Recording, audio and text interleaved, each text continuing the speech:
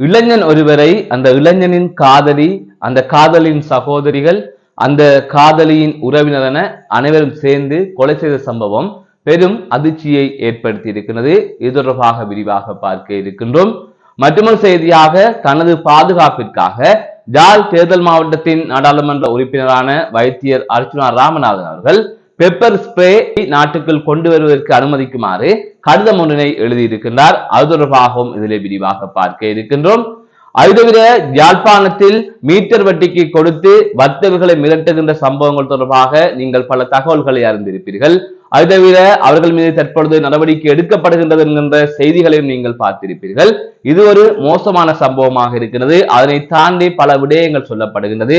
வாழ்வெட்டு குழுவில் ஈடுபடுபவர்கள் என்று அறியப்படுபவர்களை அழைத்து சென்று வர்த்தகர்களை மிரட்டுவது, அது தவிர பெண்கள் தொடர்பாக எல்லாம் பேசுவது, பெண்களை போலீசாரிடம் விடுமாறு கூறுவது, இவ்வாறான சம்பவங்கள் எல்லாம் நடந்திருக்கின்றது. இதனால் ஒரு பெண் உயிரை மாய்த்துக் கொண்டிருக்கின்றார். இப்படியான பல விடயங்கள் அதிர்ச்சிகரமான முறையிலே அங்கு நடந்திருப்பதாக தகவல்கள் கூறப்பட்டது.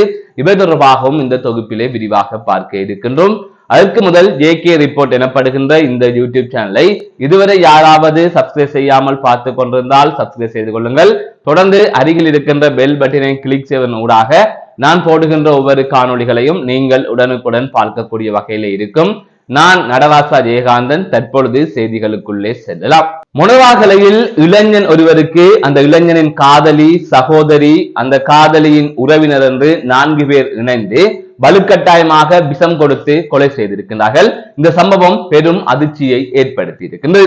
ஆரம்பத்தில் குறித்த இளைஞன் வைத்தியசாலையில் விஷம் அருந்திய நிலையில் அனுமதிக்கப்பட்டதாகவும் அவர் உயிரை மாய்த்துக் கொண்டார் என்று கூறப்பட்டதாகவும் அதற்கு பிறகாக மேற்கொள்ளப்பட்ட இளைஞனின் சடலம் மீதான பிரேத பரிசோதனையில் குறித்த சம்பவம் என்பது உயிரை மாய்த்துக் கொண்ட சம்பவம் இல்லை, இது திட்டமிட்ட சம்பவம் என்று தெரிய வந்தது.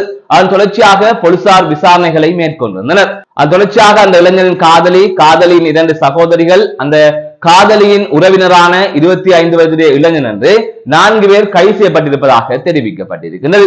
இந்த சம்பவம் அப்பகுதியிலே பெரும் அதிர்வலைகளை ஏற்படுத்தி இருக்கிறது. விசாரணைகளின் பின்னர் முழுமையான தகவல்கள் வெளிவரும் என்று எதிர்பார்க்கப்படுகின்றது. மற்றொரு செய்தியாக ஜாழ் தேர்தல் மாவட்டத்தின் நாடாளுமன்ற உறுப்பினரும் வைத்தியருமான ராமநாதன் அர்ச்சுனா அவர்கள் தனது தனிப்பட்ட பாதுகாப்பிற்காக 3 பெப்பர் ஸ்ப்ரேக்களை கொள்வன செய்திருப்பதாகவும் அது தவிர மிளகு தோட்டாக்களை அவர் வாங்கி இருப்பதாகவும் தான் வாங்கும் போது இவற்றையெல்லாம் இலங்கைக்கு சுங்க அனுமதி இல்லாமல் கொண்டு செல்ல முடியாது என்பதை அறிந்திருக்கவில்லை என்றும் தான் தற்பொழுது தனது பாதுகாப்பிற்காக வாங்கி வைத்திருப்பதாகவும் அதற்கு அனுமதியினை வழங்குமாறும் கடிதம் ஒன்றினை பொலிஸ் மா அதிபருக்கு எழுதி அனுப்பியிருக்கின்றார். இவ்வாறு நான் எனது தற்பாதுகாப்பிற்காக இவற்றையெல்லாம் வாங்கி வைத்திருக்கின்றேன், அதன் தன்மையை குறிப்பிட்டு இவ்வாறான ஸ்ப்ரேக்களை தான் நான் வாங்கி வைத்திருக்கின்றேன், மிளகு தோட்டாக்களை வாங்கி வைத்திருக்கின்றேன், எனவே இதனை நான் நாட்டுக்கு கொண்டு வர அனுமதிக்க வேண்டும் என்று அவர் ஒரு கோரிக்கையை முன்வைத்து அந்த கடிதத்தை எழுதியிருப்பதாக தெரிவிக்கப்பட்டிருக்கிறது.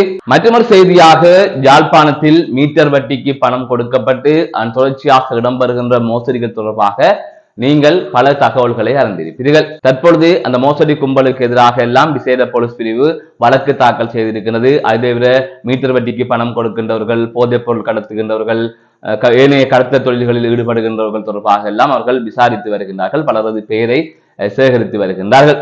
இவ்வாறான சூழ்நிலையில் யாழ்ப்பாணத்திலே நகர்ப்புறத்திலே கடை வைத்திருக்கின்ற வர்த்தகர் ஒருவர் என்னிடம் பேசியிருந்தார். அவர் இந்த வட்டி சம்பந்தப்பட்ட விடயங்களை எனக்கு தெரிவித்திருந்தார். அதாவது இந்த மீட்டர் வட்டிக்கு பணம் கொடுக்கின்றார்கள், அதுக்கு பிறகு என்னென்ன விடயங்கள் எல்லாம் நடக்கின்றது என்பது தொடர்பாக அவர் தெரிவித்திருந்தார். அதிலே பல அதிர்ச்சிகரமான தகவல்கள் கிடைக்கப்பெற்றிருந்தது. அதாவது கொரோனா காலத்தில் தான் அதிகளவாக இவ்வாறு மீட்டர் வட்டிக்கு யாழ்ப்பாண வர்த்தகர்கள் வாங்கியதாகவும் அதற்கு பிறகு சரியாக தொழில் முன்னேற்றங்கள் இல்லை, அதனால் அவர்களிடம் வட்டிக்கு வாங்கிய பணத்தை கொடுக்க முடியவில்லை என்று கூறப்பட்டது. இந்த நிலையில் அவர்கள் ஒரு யுக்தியை பயன்படுத்துகிறார்கள். ஆரம்பத்தில் 3 வீதம் 5 வீதத்திற்கு தருகின்றார்கள். அதற்கு பிறகாக திடீரென்று வந்து அந்த வியாபாரம் இல்லாத காலங்களிலே கட்டாயப்படுத்துவார்கள், எனக்கு முழு காசும் வேண்டும், இந்த பணத்தை நீ தர வேண்டும், வட்டியுடன் தர வேண்டும் என்று கட்டாயப்படுத்துவார்கள்.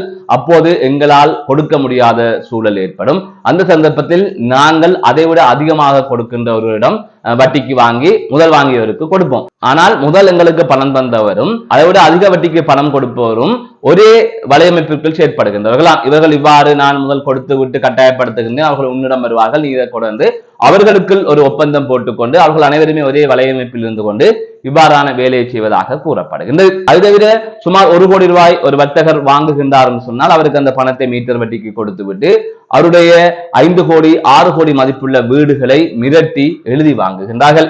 ஆனால் அவர்களுக்கு அந்த பெற்ற தொகையோடு மீட்டர் வட்டிக்கு பணம் கொடுத்தாலே 2 கோடி அப்படித்தான் வரும். ஆனால் இவர்கள் என்ன செய்வார்கள், 5 கோடி ரூபாய் பெறுமதியான வீட்டை எழுதி வாங்கி விடுவார்கள். அதனால் குடும்பமே நடுத்தருவுக்கு வர வேண்டிய சூழல் இருக்கின்றது.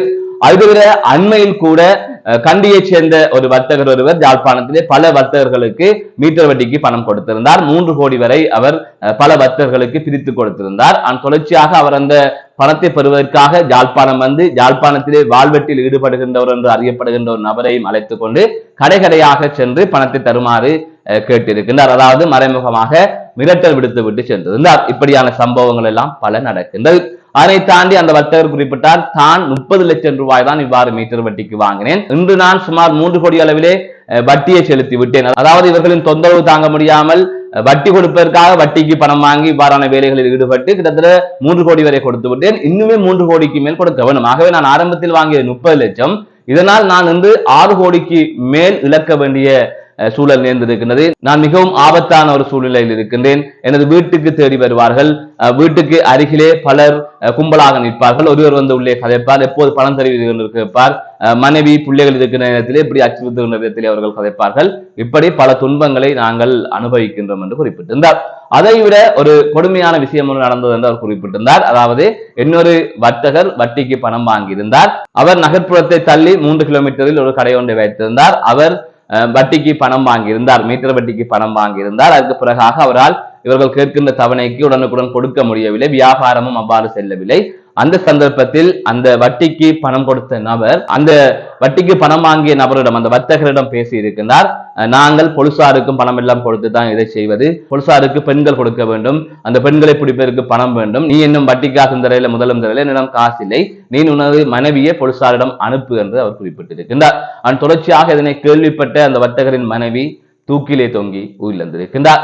தொடர்ச்சியாக அந்த பெண் கடிதம் ஒன்றினையும் எழுதி வைத்திருந்தார். ஆனால் பின்னரும் அந்த பெண் இறந்ததன் பின்னரும் அவர்கள் பல அச்சுறுத்தல்களை மேற்கொண்டார்கள். தொடர்ச்சியாக அந்த கடிதத்தை கூட அவர் வெளிப்படுத்தவில்லை. என்னை இப்படியே விட்டு விடுங்கள், எனக்கு பிள்ளைகள் இருக்கின்றார்கள் என்று அந்த விடயத்தை அப்படியே மூடி மறைத்து விட்டார் என்ற ஒரு தகவலை அவர் என்னிடம் கூறினார்.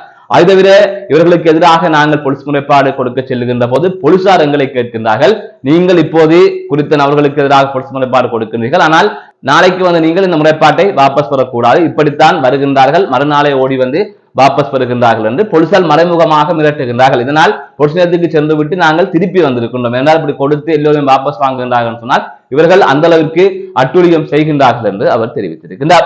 இந்த நிலையில் தான் நாடாளுமன்ற உறுப்பினர் இளங்குமரனிடம் 6 மாதங்களுக்கு முன்னரே ஒரு வர்த்தகர் குறிப்பிட்டிருந்தார், இவ்வாறு இந்த விடயங்கள் தொடர்பாக நான் தெரிவித்திருந்தேன். இளங்குமரன் தற்பொழுது இந்த மீட்டர் வட்டிக்கு எதிராக, போதைப் பொருளுக்கு எதிராக எல்லாம் குரல் கொடுத்து வருகின்றார். அவரது செயற்பாட்டால் இப்போது கொஞ்சம் இந்த பிரச்சனை தணிந்திருக்கின்றது, இந்த அச்சுறுத்தல்கள் குறைந்திருக்கின்றது, அவர்கள் கொஞ்சம் அமைதியாக இருக்கின்றார்கள் என்று அவர் குறிப்பிட்டிருந்தார். எனவே இளங்குமரன் இருக்கின்ற ஒரு சிலர், இளங்குமரன் நெருக்கமாக இருக்கின்ற ஒரு சிலர் மீட்டர் வட்டியை கொடுக்கின்றார்கள் என்பது தெரியுமோ தெரியாது. ஆனால் இளங்குமரன் இன்று இதற்கு எதிராக போராடுகின்றார். ஆனால் அவருக்கு நெருக்கமானவர்களும் இவ்வாறு இருக்கின்றார்கள் என்கின்ற விடயத்தையும் அவர் குறிப்பிட்டிருந்தார்.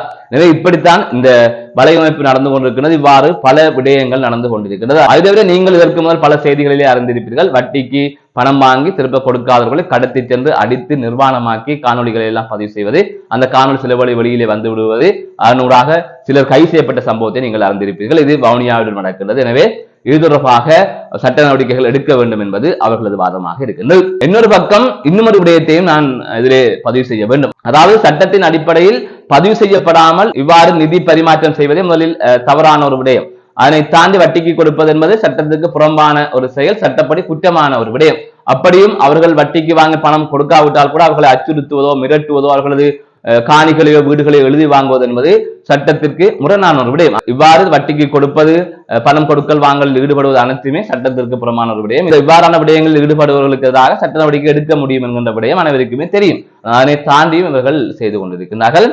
அது தவிர இந்த வட்டிக்கு வாங்குகின்றவர்களுக்கு ஒரு விடயத்தை சொல்ல வேண்டும். நீங்கள் தெரிந்துதான் இதனை வாங்குகின்றீர்கள். 10 வீதத்திற்கு 20 வீதத்திற்கு 30 வீதத்திற்கு நீங்கள் தெரிந்துதான் வாங்குகின்றீர்கள். இதன் ஆபத்தை தெரிந்து கொண்டுதான் நீங்கள் வாங்குகின்றீர்கள். முடிந்தவரை இதனை தவிருங்கள். ஒரு வங்கியின் ஊடாக லோன் பெறுவதற்கு முயற்சியுங்கள், வேறு வழியில் பணத்தை புரட்டுவதற்கு முயற்சியுங்கள். அதனை விடுத்து மீட்டர் வட்டிக்கு வாங்காதீர்கள். நீங்கள் தெரிந்து கொண்டு இப்படி வாங்கி நாளை நீங்கள் பிரச்சனையில் சிக்குகின்றீர்கள். சட்டப்படி அவர்கள் மீது நடவடிக்கை எடுப்பது என்பது இரண்டாவது பட்சம். முதலில் நீங்கள் பாதுகாப்பாக இருக்க வேண்டும். உங்களது குடும்பங்கள் நாளை இவ்வாறான விடயங்களுக்கு சிக்கிக் கொள்ளக் கூடாது என்று சொன்னால் நீங்கள் மீட்டர் வட்டிக்கு வாங்குவதை தவிர்த்துக் கொள்ளுங்கள். வேண்டாத சகவாசத்திற்குள் போகாதீர்கள் என்பதும் எனது தனிப்பட்ட ஆலோசனையாக இருக்கின்றது.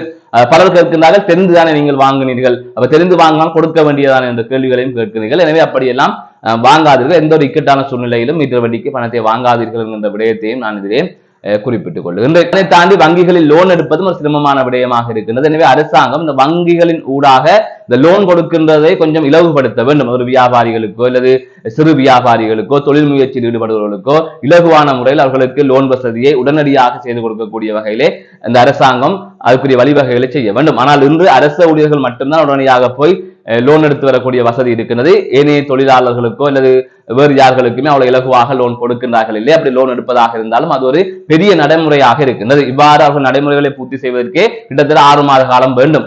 அந்த லோன் எடுப்பதற்கான நடைமுறை பூர்த்தி செய்வதற்கு பெருமளவு தொகை பணமும் தேவைப்படுகின்றது. எனவே அரசாங்கம் இந்த வங்கிகளின் ஊடாக லோன் கொடுப்பது தொடர்பாக கொஞ்சம் கவனிக்க வேண்டும். ஏனென்றால் இன்று வர்த்தகர்கள் வரி கட்டுகின்றார்கள், சாதாரண மனிதர்கள் வரி கட்டுகின்றார்கள். ஆனால் சிலருக்கு அரசாங்க வேலையும் கொடுத்து அவர்களுக்கு லோனையும் கொடுக்கின்றீர்கள். அப்பாவி மக்களுக்கு வந்து எதுவுமே இங்கே இல்லாத சூழ்நிலை இருக்கின்றது. இனிமேல் இல்லை என்று வசதியாக கோடீஸ்வரராக வந்தது பின்னர் தான் நீங்கள் வங்கிகளிலே லோன் கொடுக்கின்றீர்கள். அதனை தாண்டி வளர்ந்து வருவர்களுக்கு எதையுமே நீங்கள் செய்கின்றீர்கள் இல்லை. அது தொடர்பாக அரசாங்கம் கவனம் செலுத்த வேண்டும்.